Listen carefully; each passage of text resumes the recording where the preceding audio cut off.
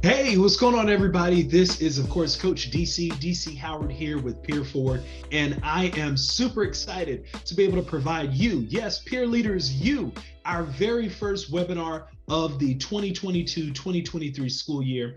I know that if you remember at our summer workshop, we talked about that we were going to have some additional, if you will, professional development opportunities for you so that you can be able to be masterful throughout the year as a peer leader. And so we have the opportunity of being able to provide this particular webinar that'll allow you to be able to make sure that you have the college knowledge for your respective peers. The first thing I will say as we go into this is that I'm going to have the opportunity of sharing my PowerPoint presentation with you, so you'll be able to follow along with me as we go through this. Also, I'll make sure that I'm able to kind of pause at various moments during the presentation so that you're able to take notes and that you're able to actually be able to digest the information. I'll also say, feel free to pause. Feel free to pause the presentation at any point in time if you want to be able to therefore take some additional notes, or even if you're providing this to a fellow peer, that they're able to understand the information as well. All right. So are you ready?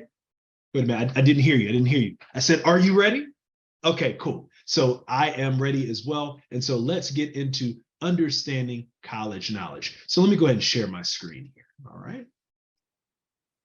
All right, my screen is officially shared. Hopefully you're able to see it here, in which for our amazing individuals that are a part of the 2023-2024 college admission season, this is exactly for you. So we're going to share from the current slide. Perfect.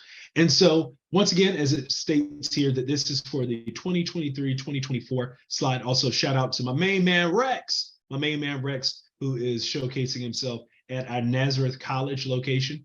Shout out to Nazareth College, as many of you remembered being able to be there for our summer workshop experience. And then shout out to those that may have been in our Hawaii area and or Bermuda area and or did a makeup training. So what are we going to get into on today? We're going to talk about some fast facts, which is college edition. We're also going to be able to talk through some tips and tricks that you want to be able to know regarding all the various components of the college application process. And then we're lastly going to be able to talk about how you can support, yes, how you can support classmates through the actual post-secondary planning process. All right. So as stated, let's go through some fast facts of the college edition, shall we? All right, let's go. So types of colleges, what do we have? As you can see on the screen, we've got private colleges, we've got public colleges. Let's talk through a little bit of the details of a private college. So private colleges, once again, they are, if you will, funded through various endowments, through the alumni associations, as well as also through the current students being able to pay tuition. What you'll find at private colleges and universities is usually they may be a little bit more in cost, but the balance to that is that because they get various funding from various sources, that they're able to also offer more institutional aid. And so, for instance, when you're talking about, if we're looking at our East Coast, we'll talk about, for instance, our Ivies up in the Northeast. So if you're talking about your Brown, your Dartmouth, your Harvard, Yale, Princeton, those particular schools. If you're talking about down South, whether you're referencing your Duke University, your Emory College, your Spelmans, your Morehouses. When you're talking about the Midwest, if you're talking about, for instance, in Texas, your Baylor, your SMUs. If you're talking Midwest, you've got some other colleges there that are private. Then if you're going out west, when you're talking about your Stanfords and other colleges of the sort, that these are the places that I'm referencing, that they're privately funded, but nevertheless, while they may have a higher cost, they will have a lot of financial aid available. And so that's definitely a reason why you don't want to count out the opportunity of going to a private college. All right, let's look at publics. So publics are funded by the state, and usually they have a lower cost of admission. So a lot of schools, just as me being a history major, I can reference this. A lot of schools after the Civil War got what would they call land grants. And so you'll hear usually sometimes either an 1890 extension, or you'll hear about the 1890 effect. So a lot of schools, as I mentioned, were started in the late 19th century or the early 20th century. And so you'll find that the cost of tuition, especially if you live in state, will be much cheaper. And so versus paying, let's say, closer to $1,000 or possibly even $2,000 a credit hour, you may spend less than $100 or upwards of maybe $100 to $500 per credit hour in order to be able to engage with that. And so those are just some quick facts regarding the public versus private. Now let's get even deeper into this and talk about the types of colleges. So we've got commuter colleges, we've got in-state colleges, we've got out-of-state colleges. So commuter college, let's say, especially for those that live in your bigger metropolitan areas. So let's say if you live in New York, or if you live in Los Angeles, or you live in Dallas, or if you live in Miami or the South Florida area, you may have a community college. You may have, for instance, Broward College. You may have the SUNY and CUNY systems. You may have, UC or a CSU that's in your literal area.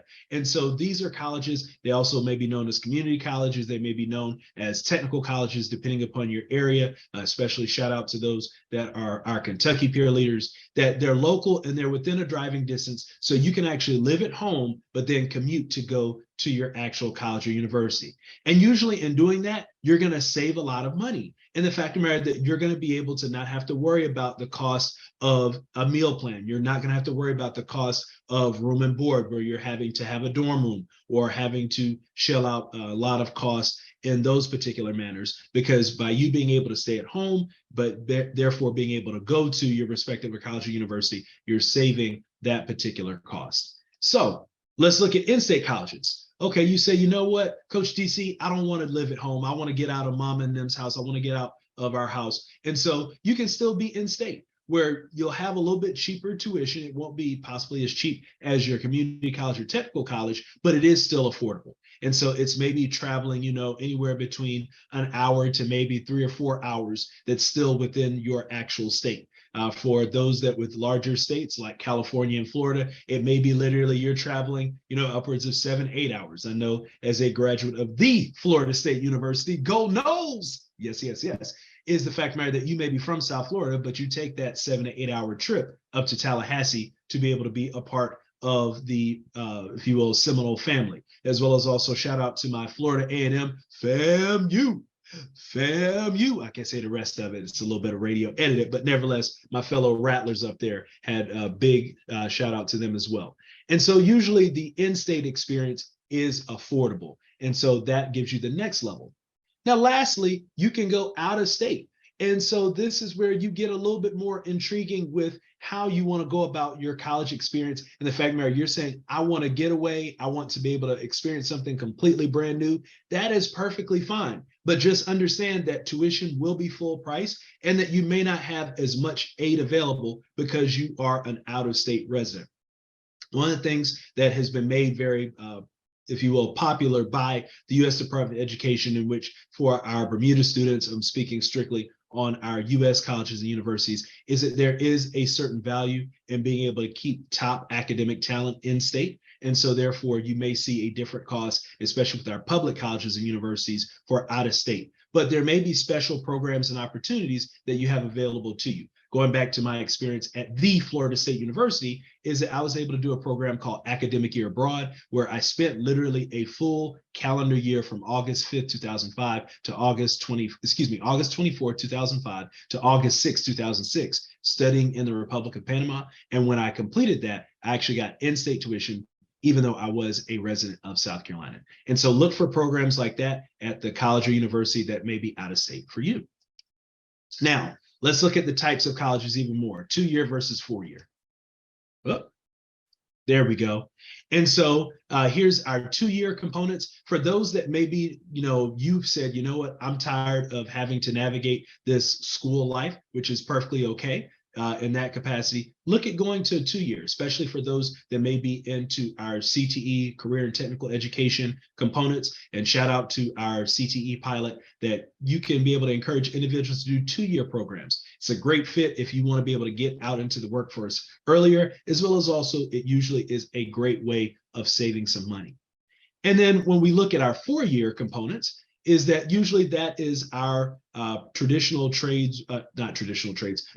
professions route, where you're going after a bachelor's degree, and then some also have a dual bachelor's and master's degree program. So like, for instance, you may be in the area of social work or the area of education, where actually you can attend for 5 years and not only get a bachelor's degree, but you can also get a master's degree.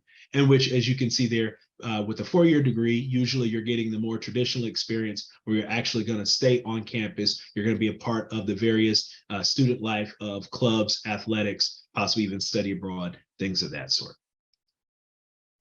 Lastly, let's talk about types of colleges and the fact of the matter that there are actually nonprofit colleges, as well as there are also for-profit colleges. So our nonprofit colleges are individuals such as, like, for instance, I believe right now we've got Southern New Hampshire University. That's a nonprofit college where it is student focused. When it comes down to the degrees and the majors, you can actually create your own major, things of that sort. And they are generally respected and accredited by whether it be a regional body of institutions or by a national body of institutions. And as it states here, has more financial aid available. Also, you have for-profit colleges. And so these are your University of Phoenix. These are your possibly Kaiser universities. These are colleges of those components, which are money focused. They provide a little bit more of capacity of being respected, but there is still some challenges regarding the actual respect by employers, because for lack of a better term, you're paying for the flexibility of said degree. Once again, we're not saying that you can't go that route, but we definitely highly unsuggest it, because the other reality is that those programs may not be accredited. So you may spend time in getting that degree from those places, but you may not get the accreditation that you need. And so with one thing we always say here, and as you can see on the screen, is that literally you want to be able to avoid those at all costs, because chances are you can find a comparable alternative at a 2-year or 4-year institution. I'm going to pause there and be able to say, this is all the great information about the types of colleges. If you need to actually stop the recording at this particular point in time, feel free to do so. I'm going to pause for about 10 seconds, and then we're going to get into part 2 of college knowledge, which is college applications and tricks.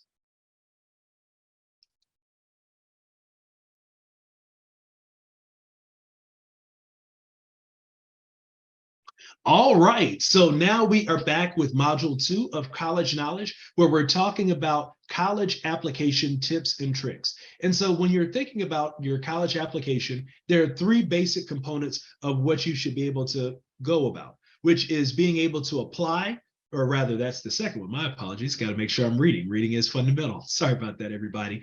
So this is being able to prepare.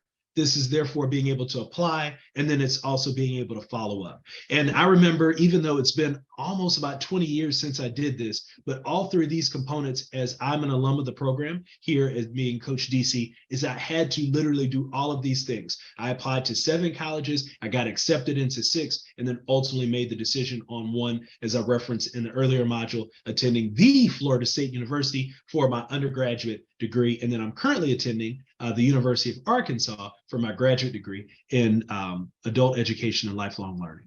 So let's take a look into more detail about what you need to do in order to prepare. So when you're talking about preparing for college, and the college application, you want to make sure that you're doing all of these particular things. So building your resume. Back when we had College Summit, because that was our original name, technically our business name is still College Summit, doing business as PeerForward, but we had an actual session in our workshop, summer workshop, when I was a peer leader, called Activities and Experiences. And so being able to really do your due diligence in building what activities and experiences do you have? Are you an individual that you're into the arts, meaning the fact that you've done multiple years either playing in the marching band, in a concert band, and jazz band, playing the strings, being able to play percussion, whatever the case may be, and that you're able to list all of your experiences with that. Maybe you're an individual that you're really good with your hands and that you've been doing, for instance, mechanical engineering or some type of HVAC or some type of construction components. Talk about all the projects that you've done there. You may be really great academically and to where you've been able to talk about the various types of programs that you've been a part of, whether that's dual enrollment, whether that's international baccalaureate, whether that's advanced placement, or the particular advanced coursework in your respective area. You may also be an individual that is a great caretaker, where you've done the ability to babysit loved ones and or actually have your own business with that. And so being able to highlight those things. You want to make sure that your respective college or university applicants know all about you and all of the great things that you possess that make you a quality candidate for their college and university. Of course, making your college list, being able to make sure that you have your, if you will, target schools that fit your academic as well as also personal desires regarding major and personas, being able to have those reach schools, meaning schools that may be a little bit of a reach for you with regards to your academic profile and or capacities overall, but it's something that you want to aspire to. And then having your, what we call our safety schools, or our, definitely easy graph schools, where already off rip that your actual profile is able to meet the standards for that particular college or university.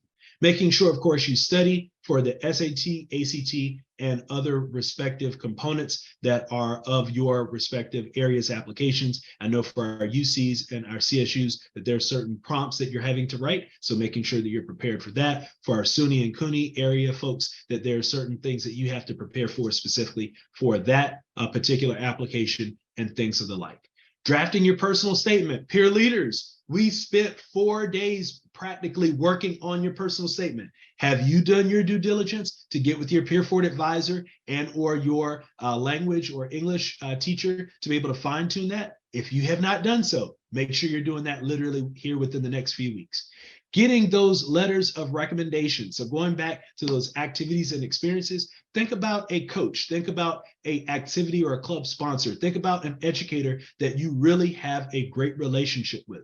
These are individuals that you want to be able to have on standby to write a great letter of recommendation for you. And so my rule of thumb is always to have 3. Once again, someone that knows you from an academic perspective, someone that knows you from an extracurricular perspective, and then someone that is not technically a part of your family, but also knows you from a personal perspective. And so that may be like, for instance, a faith-based leader, such as a pastor or a rabbi or something of that sort, or someone that works in the community that you've been able to do something in that component as well. And then last but not least, being able to obtain fee waivers. So making sure that you're going about getting fee waivers for those that are farm, meaning free and reduced meals, that you should automatically be able to get that. Work with your professional school counselor or guidance counselor to be able to navigate that, or being able to just be the individual that self-advocates. We talked about that at the workshop, of being able to advocate for yourselves with that college or university to see, hey, is there a fee waiver code that I can get in order to apply to that college or university? Now, being able to apply. Notice the first thing we say is completing the FAFSA, or the equivalent state aid that you qualify for, in addition to or in complement and or in supplement to. Making sure that you have what you need for financial aid is key. So if you've not already done so, peer leaders, get that FSA ID for yourself and your parent or guardian. Get in there. It is now, actually today is the 25th of October. Go ahead and make sure that you applied for the FAFSA. For our folks that have your alternate applications, so for instance, I believe in Texas, you have the TAFSA, or what is considered that equivalent financial aid in California, as well as also in Maryland and other areas, you have your specific state-based aid. Sorry about that, little tongue twister, that you go ahead and make sure that that happens as well. After you've done that, make sure that you complete your college applications, self-explanatory. Also, make sure that you submit your test scores and your letters of recommendation. That is key. Once again, you want to make sure that a college or university has as much information as possible about who you are, as well as what you have to offer their college and university. They need to know about those test scores as well as those letters of recommendation.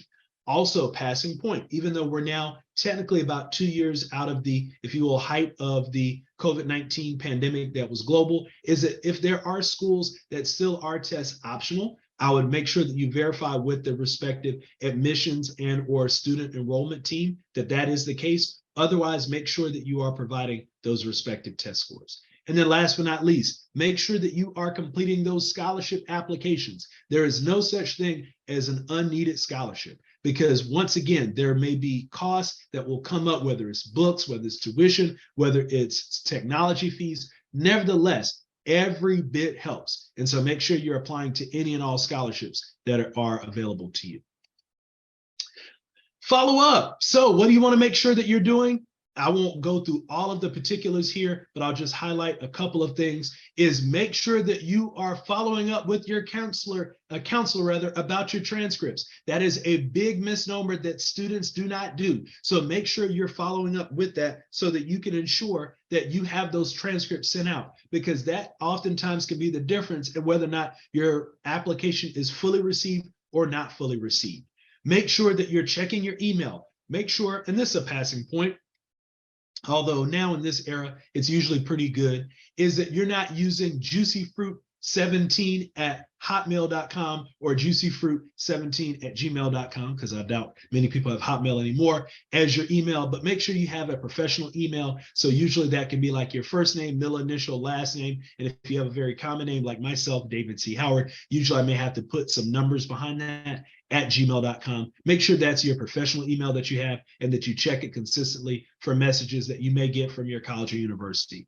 Also, make sure that you are collecting your offers of admission and then evaluating your financial aid packages, which Coach Cornelius is going to go through a great, if you will, webinar about financial aid to make sure you're aware of that. Once we get into the spring, make sure that you are following up accordingly with the college or university that is your final selection, to be able to let them know that it is your intent to enroll at that particular area. That usually is coupled with sending your deposit and or application for housing if it is a 4-year residential institution. If it is one of our commuter colleges or in-state colleges where you're actually close, it's just usually having that intent to enroll and that there's some type of enrollment fee that you're paying. So what goes into the application itself? All of these particulars, making sure you have the forms, making sure you have your tests, making sure you're referencing your academic history, your extracurricular activities, as well as also making sure that you are giving those supporting documents and the application fee. If you don't, going back to what we talked about earlier, have a fee waiver. That's absolutely right. So what goes on the application forms? Your personal data and your educational data. The key thing that we want to make sure that you are aware of is that you're using spell check and you're using Grammarly and all of the equivalent forms of grammar, as well as also punctuation checks, because those mistakes do matter. And the less mistakes you can make, the better your application is going to rise to the top of the pile.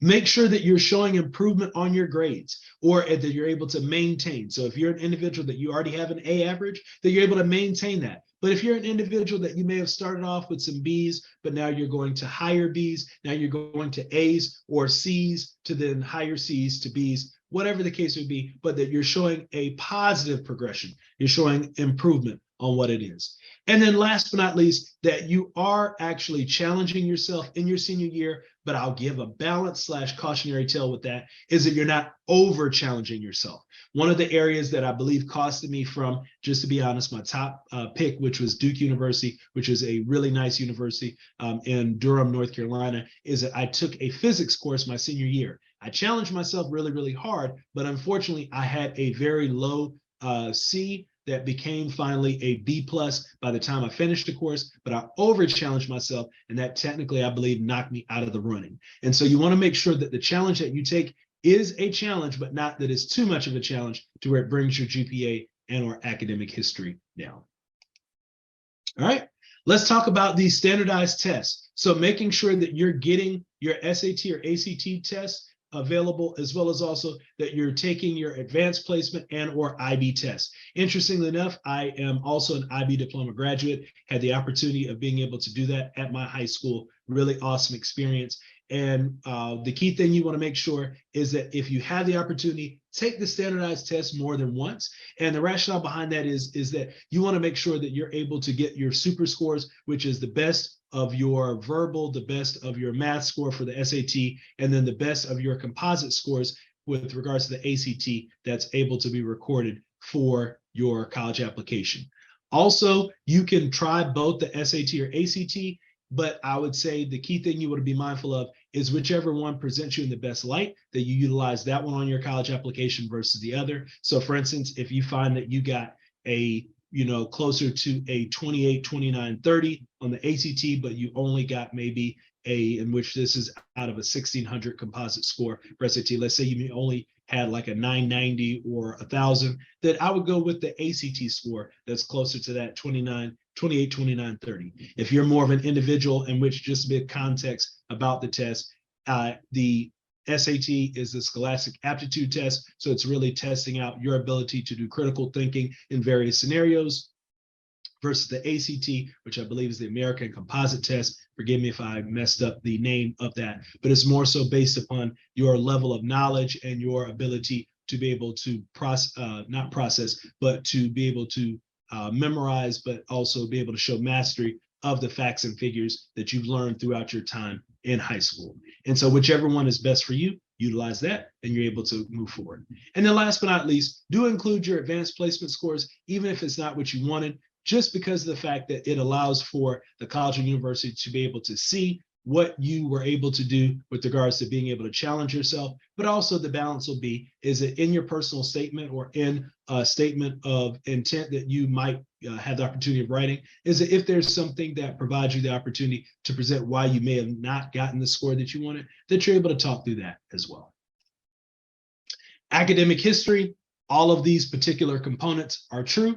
Won't go into great detail on these, is that no award is too small. Make sure that you are being as upfront and as honest as possible. And even with the component around suspensions, that you can be able to talk through the particulars around that and show your personal growth in that capacity.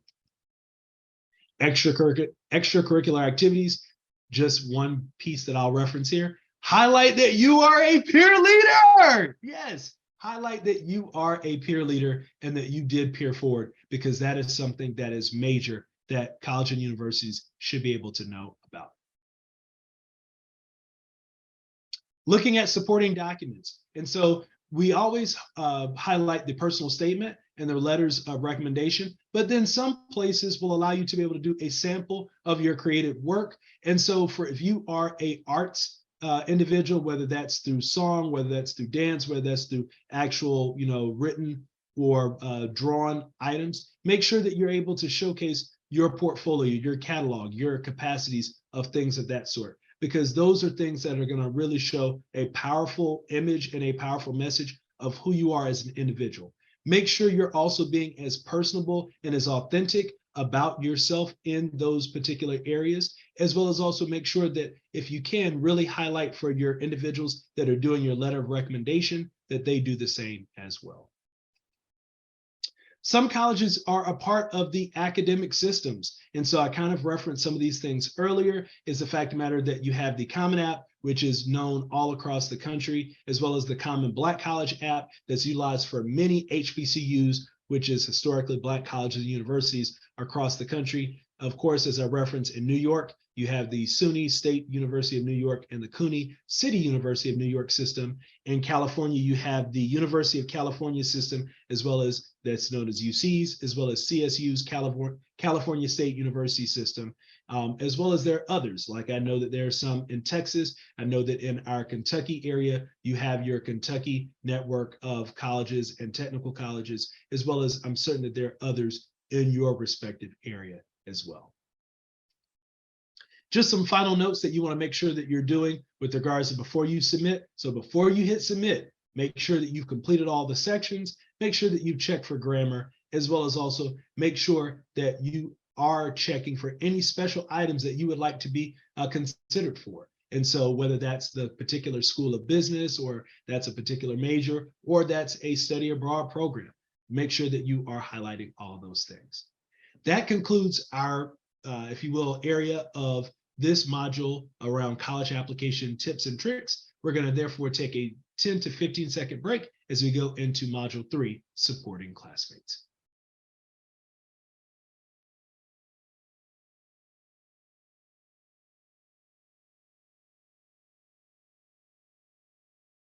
All right, this is Coach DC once again. We're now in Module 3 of College Knowledge around how do you go about supporting your classmates. I hear all the time from my peer leaders, especially shout out to my peer leaders in Michigan, as well as in the state of Maryland, that you're referencing, hey, Coach DC, it's hard to get individuals to say, well, college isn't for me. I don't know what college I want to be able to apply for. Well, in this module, we're going to quickly go through what are things that you can do to be able to be the peer leader you need to be in helping coach them to and through the college admissions process.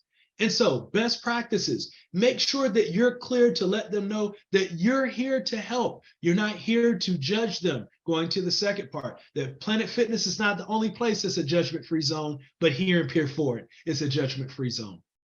Making sure that the questions you're asking them are questions to understand, to really understand what's that major, what's the best school fit, what's the type of environment that they're wanting to be a part of. Make sure that you're doing that.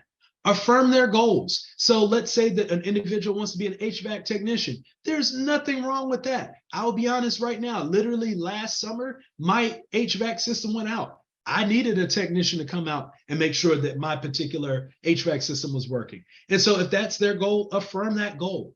Help them think through the details. If you remember at the workshop, we talked about the process of making a choice. It's being able to stop, consider all of the options, and then responding, helping them go through that same process with picking out and actually applying to college, and then empower them on their own search. Don't give them the answers, but allow them to have the answers of what colleges and universities work best for them themselves. I love this statement. Every student should have a plan for after graduation. You've probably heard the adage, what do you want to be when you grow up? Well, we give the adage here at PeerForward, what do you want to do or where do you want to be after insert graduation date? And so make sure that individuals have a game plan, because the worst feeling in the world is walking across that stage to get your high school diploma, but then not knowing what is the next thing that you're going to do. So finally, in closing, in order to get credit for this overall webinar and for these modules, is that there's going to be a 5-minute quiz that you're going to be able to do, as well as survey, to make sure that we're able to understand that you got the knowledge that you needed to with regards to our actual webinar here today, with being able to talk about some fast facts, being able to go through college application tips and tricks, as well as also how do you support your classmates. Once again, this is Coach DC with PeerForward. Thank you so very much for your time. As you can see here, this is all of the great ways that you can get in contact with us as an organization, but also you have an amazing PeerForward coach on staff that is ready to help you. Feel free to get in contact with your specific PeerForward coach for assistance as well.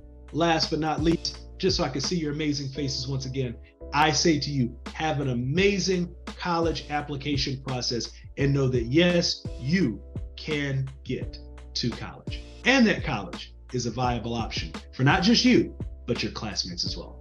Have a great rest of your day.